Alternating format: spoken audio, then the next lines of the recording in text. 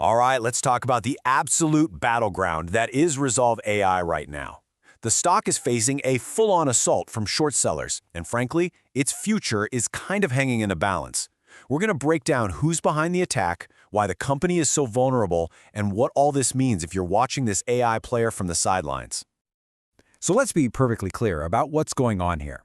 Rezolve AI isn't just having a rough patch in the market. No, it is being actively targeted.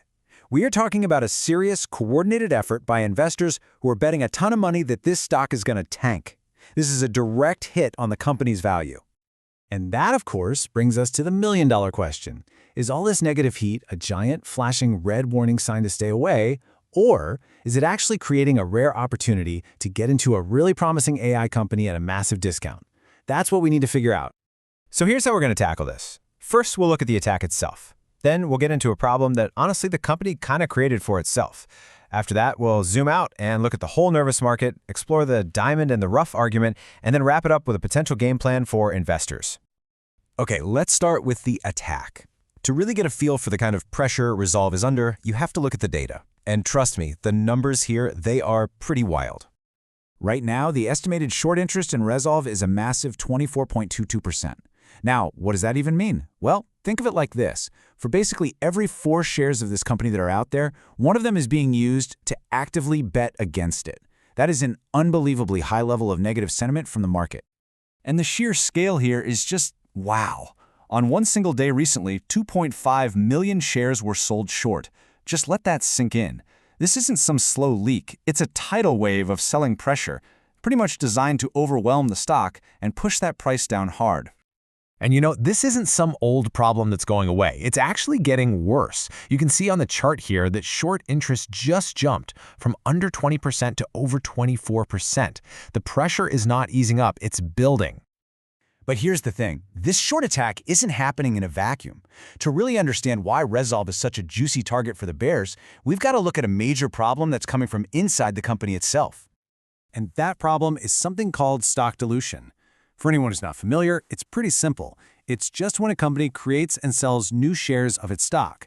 Now, it's a way for them to raise money, but, and this is a big but, it means every existing investor's piece of the pie gets just a little bit smaller. And the source material we're pulling from has a really harsh way of putting this. They don't just call it a financial strategy, they call it a self-inflicted wound. That kind of language suggests that Rezolve's own leadership is a big part of the reason the stock is struggling. And this whole situation creates a super frustrating paradox for anyone invested in the company. Check this out. The company's total value, its market cap, has actually been going up. But because they keep pumping out more and more shares, the price for each individual share is totally stuck in the mud. So the company is growing, but the shareholders aren't seeing any of the rewards. Okay, so we've got an attack from the outside and a wound from the inside. Now we need to add a third layer to all this.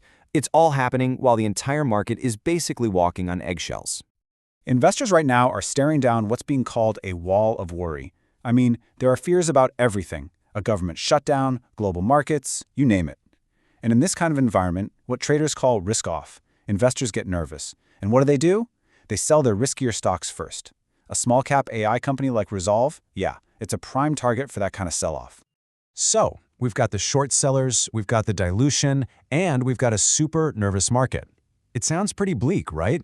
But the analysis also brings up a really compelling counter-argument. What if all this short-term chaos is just hiding a massive long-term opportunity? And the entire bull case is captured perfectly in this one single line from the source. It is still a diamond in the rough.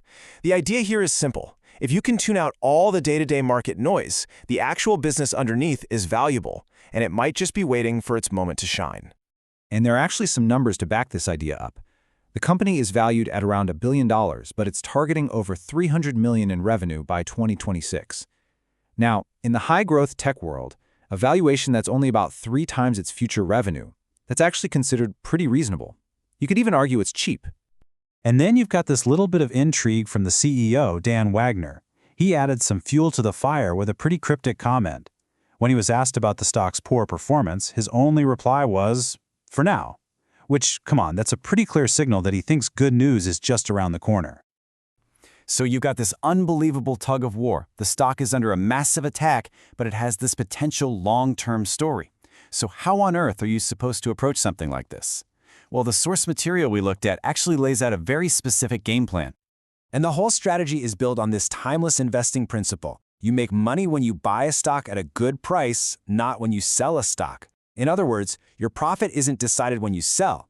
It's locked in by the price you paid to get in. And with a volatile stock like this one, that entry point is absolutely everything.